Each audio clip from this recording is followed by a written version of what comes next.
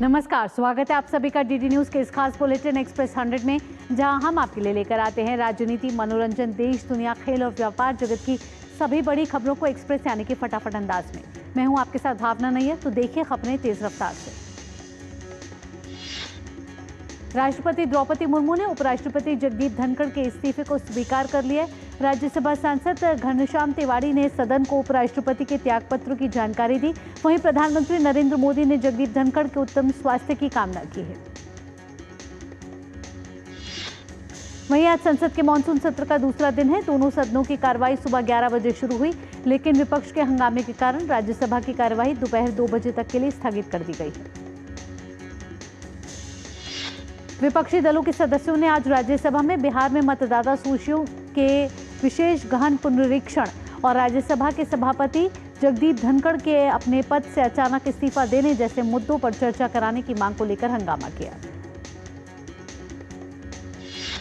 वहीं लोकसभा में सदन की कार्रवाई शुरू होते ही विपक्षी सदस्य नारेबाजी करने लगी, जिस कारण सदन की कार्रवाई दोपहर 2 बजे तक के लिए स्थगित कर दी गई। लोकसभा अध्यक्ष ओम बिरला ने कहा कि सदन में आज प्रश्नकाल में देश के किसानों के मुद्दों पर चर्चा होनी है। उन्होंने कहा कि आप प्रश्नकाल नहीं चलाना चाहते हैं, आप किसानों के मुद्दों पर चर्चा नहीं करना चाहते हैं। इससे पहले कृषि एवं किसान कल्याण मंत्री शिवराज सिंह चौहान ने भी विपक्षी सदस्यों से प्रश्नकाल सुचारू रूप से चलाने का आग्रह किया। मानसून सत्र के दूसरे दिन दोनों सदनों की कार्रवाई से पहले विपक्षी दलों के नेताओं ने बैठक की। संसद भवन परिसर में हुई इस बैठक में राज्यसभा में विपक्ष के नेता मल्लिकार्जुन खड़गे और लोकसभा में विपक्ष के नेता राहुल गांधी भी उपस्थित रहे।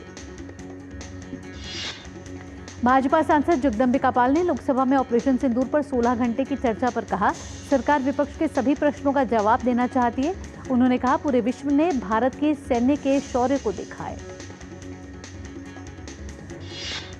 भाजपा सांसद जगदंबिका पाल ने लोकसभा में ऑपरेशन सिंदूर पर 16 घंटे की चर्चा पर कहा कि सरकार विपक्ष के सभी प्रश्नों का जवाब देना चाहती है। उन्होंने कहा कि पूरे विश्व ने भारत के सेना का शौर्य देखा है। उपराष्ट्रपति जगदीप धनखड़ के इस्तीफे पर भाजपा सांसद रवि किशन ने कहा कि ये विपक्ष है, इनका काम है बोलना, किसी के स्वास्थ्य का भी मजाक उड़ा सकते हैं और उस पर भी राजनीति कर सकते हैं। उधर बिहार विधानसभा मानसून सत्र के दौरान विपक्षी दलों ने बिहार में मतदाता सूची के विशेष गहन पुनरीक्षण यानी कि एसआईआर के खिलाफ विरोध प्रदर्शन किया। बिहार में विशेष गहन पुनरीक्षण के मामले पर चुनाव आयोग ने सुप्रीम कोर्ट में जवाब दाखिल किया है। आयोग ने राजनीतिक दलों की ओर से दायर याचिका में लगाए गए आरोपों को सिरे से खारिज किया है। इसके साथ ही एसआईआर को लेकर चलाई जा रही भ्रामक खबरों पर भी सवाल उठाए गए हैं। आयोग ने कहा कि फर्जी मतदाताओं को वोटर लिस्ट से हटाना उसकी जिम्मेदारी है और वह संवैधानिक जिम्मेदारी को निभा रहा है। विधानसभा में पारित विधेयकों पर राष्ट्रपति और राज्यपाल द्वारा निर्णय लेने की समय सीमा तय करने को लेकर सुप्रीम कोर्ट ने केंद्र और सभी राज्यों को नोटिस जारी किया।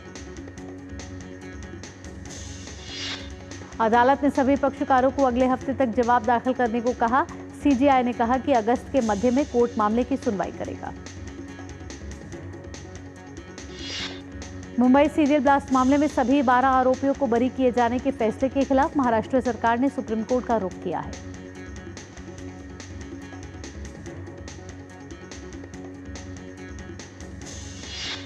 सरकार ने बॉम्बे हाई कोर्ट के फैसले को सुप्रीम कोर्ट में चुनौती दी है। सुप्रीम कोर्ट 24 जुलाई को मामले की सुनवाई करेगा। बिहार में शिक्षा विभाग के अपर मुख्य सचिव डॉक्टर एस सिद्धार्थ ने अपने पद से इस्तीफा दे दिया है। उन्होंने भारतीय प्रशासनिक सेवा से स्वैच्छिक सेवानिवृत्ति योजना के तहत इस्तीफा दिया है। मुख्यमंत्री सचिवालय के अनुसार उनका इस्तीफा मुख्यमंत्री नीतीश कुमार तक पहुंच गया है। डॉक्टर एस सिद्धार्थ इसी साल नवंबर में रिटायर होने वाले हैं। कंबोडिया में सिएम रीप में 20वां एशिया मीडिया शिखर सम्मेलन 2025 का आयोजन किया गया। इस शिखर सम्मेलन के उद्घाटन सत्र में प्रसार भारती के सीईओ गौरव द्विवेदी उपस्थित रहे।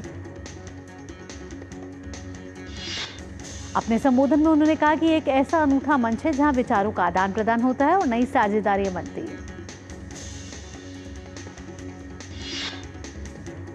राजस्थान के बीकानेर जिले में श्री डूंगरगढ़ कस्बे के पास जयपुर रोड पर दो कारों की आमने सामने जबरदस्त भिड़ंत हो गई। इस हादसे में 4 लोगों की मौके पर दर्दनाक मौत हो गई। घायलों को बीकानेर स्थित पीबीएम अस्पताल के ट्रॉमा सेंटर भेजा गया। एक बुरी तरह घायल कार सवार की अस्पताल में मौत हो गई। श्री डूंगरगढ़ सीओ निकेत पारीक ने बताया कि दोनों कारों में कुल 9 लोग सवार थे। केरल के पूर्व मुख्यमंत्री वीएस अच्युतानंदन के पार्थिव शरीर को सार्वजनिक श्रद्धांजलि के लिए सचिवालय स्थित दरबार हॉल में रखा गया है, जहां लोग उनके अंतिम दर्शन कर रहे हैं।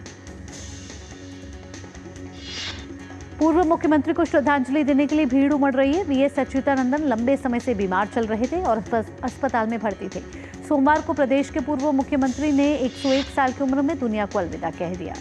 अमरनाथ मंदिर में पूजा अर्चना के लिए आज 3536 तीर्थयात्रियों का एक नया जत्था जम्मू के भगवती नगर आधार शिविर से रवाना हुआ। तीर्थयात्रियों की सुरक्षित और सुगम यात्रा सुनिश्चित करने के लिए सुरक्षा बल उनके साथ रवाना हुआ।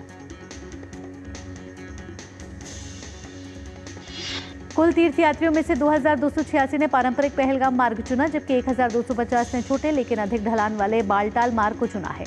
यह समूह 132 वाहनों के बेड़े में यात्रा कर रहा है।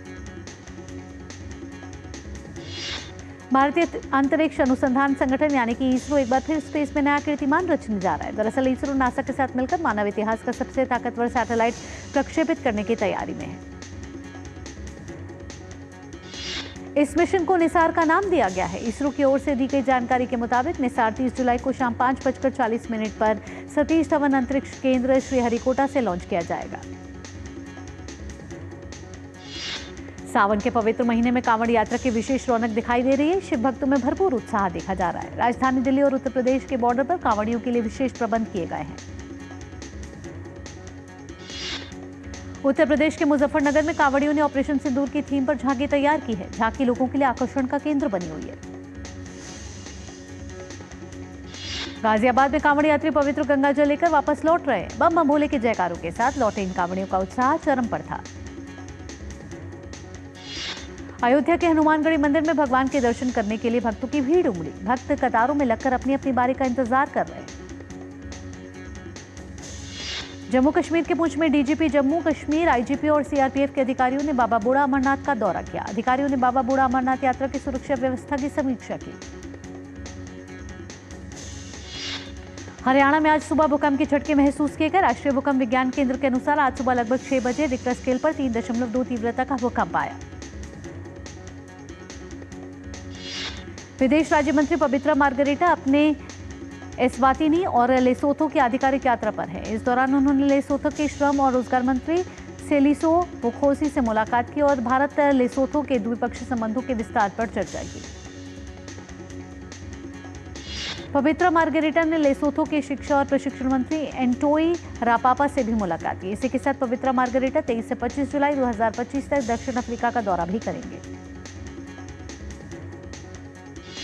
जम्मू कश्मीर के राजौरी में भारी बारिश की वजह से निचले इलाकों में जल भराव हुआ। लगातार हो रही बारिश से जनजीवन अस्त व्यस्त हो गया।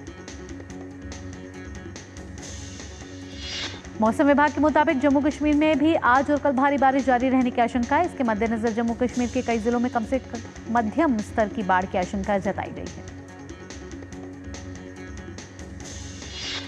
वाराणसी में लगातार बारिश के बाद गंगा नदी का जलस्तर बढ़ने से कई मंदिर पानी में भर गए हैं। वहीं कई घाट भी जलमग्न हो गए हैं।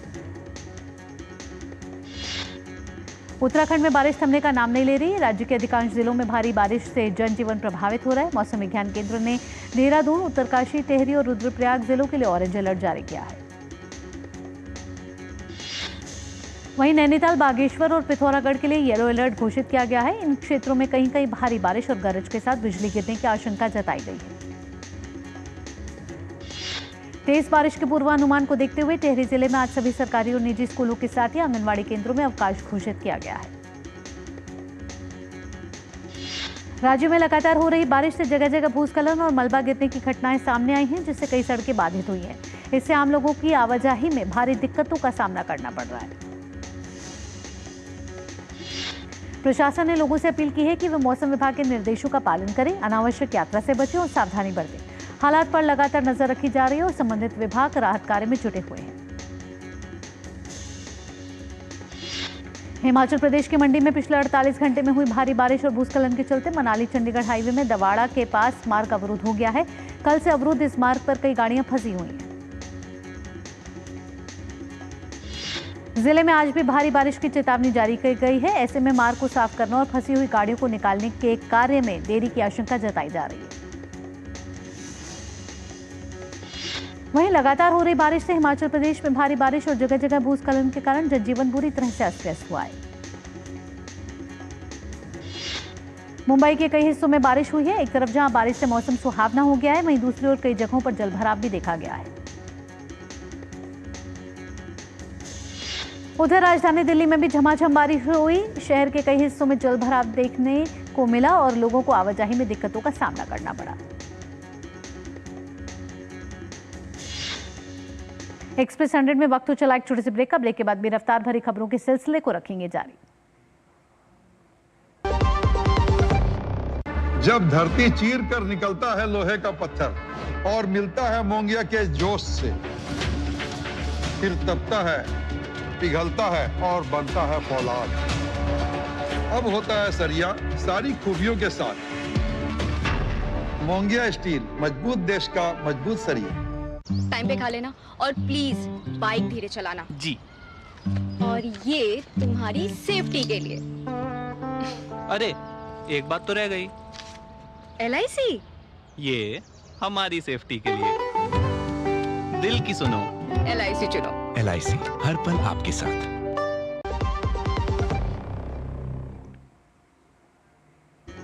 ब्रेक के बाद आपका स्वागत है। आप देख रहे हैं एक्सप्रेस 100। रफ्तार भरी खबरों के सिलसिले को बढ़ाते हैं आगे। भारतीय शेयर बाजार आज हरे निशान के साथ खुले और ICICI बैंक और एक्सिस बैंक जैसे दिग्गज बैंकिंग शेयरों में बढ़त देखी गई। SBI की एक रिपोर्ट के अनुसार भारत में 1.52 करोड़ से ज्यादा वस्तु एवं सेवा कर GST पंजीकरण सक्रिय हैं, जिससे हर 5 में से एक GST करदाता अब महिला है। विशेष मोबाइल एप्लीकेशन मेरी पंचायत को एक्शन लाइन कैटेगरी सांस्कृतिक विविधता और पहचान, भाषाई विविधता और स्थानीय कंटेंट के तहत प्रतिष्ठित world summit on the information society prize 2025 champion पुरस्कार से अंतर्राष्ट्रीय स्तर पर मान्यता मिली। प्रशासनिक सुधार और लोक शिकायत विभाग DRPG ने जून 2025 की मासिक रिपोर्ट जारी करते हुए जानकारी दी है कि राज्यों और केंद्र शासित प्रदेशों में कुल 22,478 ई सेवाएं प्रदान की जाती हैं, जिसमें अधिकांश ई सेवाएं 7,800 स्थानीय शासन और उपयोगिता सेवा क्षेत्र से संबंधित हैं। DARPG ने बताया कि जून 2025 तक राज्यों और केंद्र शासित प्रदेशों ने 1,416 नई ई सेवाएं जोड़ी हैं। महारत्न company steel authority of India limited SAIL ने दावा किया है कि जोजिला सुरंग परियोजना में कंपनी सबसे बड़े इस्पात आपूर्तिकर्ता बनकर उभरी है। ये भारत की सबसे लंबी सड़क सुरंग और एशिया की सबसे लंबी द्विदिशात्मक सुरंग होगी। जोजिला सुरंग 11,578 फीट की ऊंचाई पर स्थित है। इस सुरंग का निर्माण चुनौतीपूर्ण हिमालय भूभाग में किया जा रहा है। 30 किलोमीटर से ज्यादा लंबी ये सुरंग द्रास और कारगिल होते हुए श्रीनगर और लेह के बीच सभी मौसम में संपर्क प्रदान करेगी। सोने की कीमत में बीते 6 वर्षों में 200% की तेजी दर्ज की गई है। Motilal Oswal financial services limited की एक रिपोर्ट में कहा गया है कि मई 2019 से जून 2025 तक सोने की कीमतें 30,000 रुपए से बढ़कर करीब 1 लाख रुपए प्रति 10 ग्राम से अधिक हो गई। IMF ने बताया कि अंतर्राष्ट्रीय मुद्रा कोष की दूसरे नंबर की अधिकारी गीता गोपीनाथ अगस्त के अंत में अपना पद छोड़ देंगी और हार्वर्ड विश्वविद्यालय लौट जाएंगी। गीता गोपीनाथ 2019 में मुख्य अर्थशास्त्री के रूप में अंतर्राष्ट्रीय मुद्रा कोष में शामिल हुई थी। TVS मोटर कंपनी के MD सुदर्शन वेणु ने कच्छ में मोटरसाइकिल रेसिंग का जिक्र करते हुए कहा कि PM नरेंद्र मोदी की दूरदर्शिता से गुजरात का कच्छ पर्यटन के क्षेत्र में नई ऊंचाइयों पर पहुंच गया है। ग्लोबल कैपेबिलिटी सेंटर्स GCC के लिए भारत दुनिया भर की कंपनियों की पसंद बनकर उभर रहा है। विश्व के करीब 53% या 1,700 के आसपास GCC देश में मौजूद हैं। इनमें से 94% बेंगलुरु, हैदराबाद, चेन्नई, दिल्ली, NCR, मुंबई और पुणे में है। चालू सीजन में खरीफ फसलों की बुआई का रकबा इस साल अब तक बढ़कर 708.31 लाख हेक्टेयर हो गया है, जबकि पिछले साल इसी अवधि में यह रकबा 580.38 लाख हेक्टेयर था। बुवाई के रकबे में वृद्धि अधिक उत्पादन के लिए शुभ संकेत है, जिससे किसानों की आय में वृद्धि होगी और खाद्य मुद्रास्फीति को नियंत्रित रखने में मदद मिलेगी। भारतीय स्टेट बैंक ने अपने इक्विटी शेयरों के योग्य संस्थागत प्लेसमेंट QIP के सफल समापन की घोषणा की है, जिससे 25,000 करोड़ रुपए जुटाए गए। SBI का कहना है कि यह पूंजी SBI के CET1 बफर को बढ़ाएगी, जो 31 मार्च तक 10.81% से बढ़कर 11.50% हो जाएगा और खुदरा, MSME और कॉर्पोरेट क्षेत्रों में संतुलित ऋण वृद्धि को बढ़ावा देगा। भारतीय जीवन बीमा निगम ने ग्रामीण क्षेत्रों में अपनी बीमा सखी योजना को बढ़ावा देने के लिए ग्रामीण विकास मंत्रालय के साथ एक समझौता ज्ञापन किया है। भारत में उद्यम पूंजी निवेश वर्ष 2025 की दूसरी तिमाही में 355 सौदों के साथ 3.5 अरब अमेरिकी डॉलर तक पहुंचा। कर्मचारी भविष्य निधि संगठन ने इस वर्ष मई में 20.06 लाख सदस्यों को नेट एडमिशन दर्ज किया है, जो अप्रैल 2018 में पेरोल डेटा ट्रैकिंग शुरू होने के बाद से अब तक की सबसे अधिक वृद्धि है। 8 प्रमुख उद्योगों ICI का संयुक्त सूचकांक जून महीने में पिछले वर्ष इसी महीने की तुलना में 1.7% बढ़ा है। वित्त वर्ष 2026 की पहली तिमाही में महिंद्रा लॉजिस्टिक्स का घाटा बढ़कर 9.44 करोड़ रुपए हो गया है, जो कि पिछली तिमाही में 5.23 करोड़ रुपए पर था। सरकार ने सार्वजनिक क्षेत्र के उपक्रमों और निजी क्षेत्र के लिए 24 जनवरी 2024 को कोयला और लिग्नाइट गैसीकरण परियोजनाओं को बढ़ावा देने के लिए 8,500 करोड़ रुपए के परिव्यय के साथ एक प्रोत्साहन योजना को मंजूरी दी। सरकार ने कोल इंडिया लिमिटेड द्वारा कोयला गैसीकरण परियोजनाओं के लिए coal India limited, Bharat heavy electricals limited और कोल इंडिया लिमिटेड गेल के संयुक्त उद्यमों में निवेश को भी मंजूरी देती है। गजा में विस्थापित परिवारों के शिविर में इजरायली गोलीबारी में 12 लोगों की मौत और दर्जनों अन्य घायल हुए हैं। दरअसल शाती शिविर के उत्तर में तैनात टैंकों ने विस्थापित परिवारों के तंबू पर 2 गोले दागे। गजा में हमास के खिलाफ इजरायली सेना अभियान में अब तक 59,000 लोगों से ज्यादा फिलिस्तीनी मारे जा चुके हैं। यूरोप और मिडिल ईस्ट इन दिनों भीषण गर्मी की चपेट में है, जिससे कई देशों में जलवायु आपात स्थितियां घोषित कर दी गई हैं। ईरान इस वर्ष के अब तक के सबसे गर्म सप्ताह में प्रवेश कर चुका है, जहां पारा 50 डिग्री सेल्सियस से ऊपर पहुंच गया है। उत्तरी अफ्रीका से गर्म हवाओं के क्षेत्र में हीट चैम्बर बना दिया है। इस कारण तापमान सामान्य औसत से 10 डिग्री अधिक दर्ज हो रहा है। इस सप्ताह औसतन अधिकतम तापमान 38 डिग्री तक पहुंच सकता है, जबकि कुछ क्षेत्रों में यह 44 डिग्री तक जा सकता है। वियतनाम और लाओस में मौसम विभाग ने तूफान विफा के कारण भारी बारिश, अचानक बाढ़ और भूस्खलन की चेतावनी जारी की है। दक्षिण कोरिया के विशेष जांच दल ने चुनाव में हस्तक्षेप और अन्य अनियमितताओं के आरोपों के कारण पूर्व राष्ट्रपति यून सुक योल और उनकी पत्नी किम ही को पूछताछ के लिए नोटिस भेजा है। ईरान एक बार फिर परमाणु समझौते को लेकर फ्रांस, जर्मनी और यूनाइटेड किंगडम के साथ वार्ता के लिए राजी हो गया है। अब ये वार्ता 25 जुलाई को इस्तांबुल में होगी। परमाणु संयंत्रों पर हमले के बावजूद ईरान ने परमाणु कार्यक्रम को रोकने से इनकार किया है। ईरान के विदेश मंत्री अब्बास अराक्ची ने कहा कि उनका देश अपने यूरेनियम संवर्धन कार्यक्रम को नहीं छोड़ सकता। बांग्लादेश के ढाका में हुए F-7 प्रशिक्षण विमान दुर्घटना में पायलट सहित कम से कम 27 लोगों की मौत हो गई है, जबकि 88 घायलों का इलाज चल रहा है। विमान दुर्घटना को लेकर बांग्लादेश की अंतरिम सरकार ने एक दिन का राजकीय शोक घोषित किया है। वहीं बांग्लादेश आर्मी और फायर सर्विस की टीमें तत्काल बचाव अभियान में जुटी हुई हैं। यूक्रेन के राष्ट्रपति वोलोदिमीर ज़ेलेंस्की ने कहा कि यूक्रेन और रूस बुधवार को तुर्की में शांति वार्ता करेंगे। अमेरिका ने मार्टिन लूथर किंग जूनियर की हत्या से संबंधित 2,40,000 से ज्यादा पन्नों के दस्तावेज जारी किए। इनमें FBI के रिकॉर्ड भी शामिल। ब्राजील के सुप्रीम कोर्ट के एक न्यायाधीश ने पूर्व राष्ट्रपति जेयर बोल्सोनारो को जेल भेजने की चेतावनी दी। न्यायाधीश का तर्क है कि ऑनलाइन उपयोगकर्ताओं द्वारा उनके भाषण को साझा करना सोशल मीडिया प्रतिबंध का उल्लंघन है। भारत की उभरती शतरंज इंटरनेशनल मास्टर दिव्या देशमुख ने महिला शतरंज विश्व कप के सेमीफाइनल मैच खेलेंगी।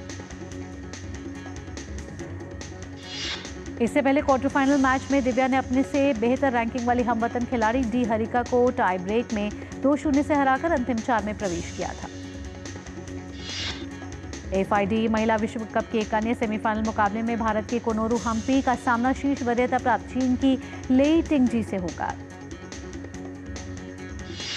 कोनेरू हम्पी ने क्वार्टर फाइनल में चीन की युगिन सांग को मात दी थी। कोनेरू हम्पी इस प्रतियोगिता के सेमीफाइनल में पहुंचने वाली पहली भारतीय है। वहीं भारत के आरवी शाली को क्वार्टर फाइनल में हार का सामना करना पड़ा है। उन्हें चीन की तीसरी वरीयता प्राप्त खिलाड़ी टैन जोंग यी के हाथों मात मिली। भारतीय महिला टीम और इंग्लैंड के बीच 3 मैचों की वनडे सीरीज का तीसरा मुकाबला आज खेला जाना है। सीरीज के पहले मैच में भारतीय टीम ने जीत हासिल की थी, जबकि दूसरे मुकाबले में इंग्लैंड को DLS नियम के तहत जीत हासिल हुई थी। इंग्लैंड के खिलाफ चौथे टेस्ट की शुरुआत से पहले भारतीय टीम को झटका लगा है। टीम के ऑलराउंडर नीतीश कुमार रेड्डी सीरीज से बाहर हो चुके हैं। वहीं तेज गेंदबाज अर्शदीप सिंह भी चौथे टेस्ट में नहीं खेल पाएंगे। गुरुवार को बेकनहेम में अभ्यास सत्र के दौरान अर्शदीप सिंह को बाएं हाथ के अंगूठे में चोट लग गई थी। खबरों के मुताबिक आकाशदीप का भी चौथे टेस्ट में खेलना मुश्किल है। आकाशदीप को ग्रॉइन इंजरी हो गई। चयनकर्ताओं ने हरियाणा के तेज गेंदबाज अंशुल कंबोज को टेस्ट सीरीज के आखिरी 2 टेस्ट के लिए टीम में शामिल किया है। भारत के युवा स्क्वॉश खिलाड़ी अनाहत सिंह ने विश्व जूनियर स्क्वॉश चैंपियनशिप 2025 के राउंड ऑफ 32 में प्रवेश कर लिया। खेलो इंडिया अस्मिता के अंतर्गत श्रीनगर में आयोजित पेंचक सिलाट लीग में बड़ी संख्या में लड़कियों ने हिस्सा लिया। चाइना ओपन बैडमिंटन टूर्नामेंट महिला वर्ग में भारत की अनुपमा उपाध्याय का सफर समाप्त हो गया है। उन्हें मलेशिया की ली सेंग टी ने हराया। और चाइना ओपन बैडमिंटन टूर्नामेंट के पुरुष वर्ग की शुरुआती दौर में लक्ष्य सेन चीन के शी फेंगलिंग से भिड़ेंगे। एक्सप्रेस 100 में फिलहाल इतना ही। देश और दुनिया की बाकी खबरों के लिए आप जुड़े रहिए DD न्यूज के साथ। फिलहाल के लिए मुझे दीजिए अनुमति। नमस्कार।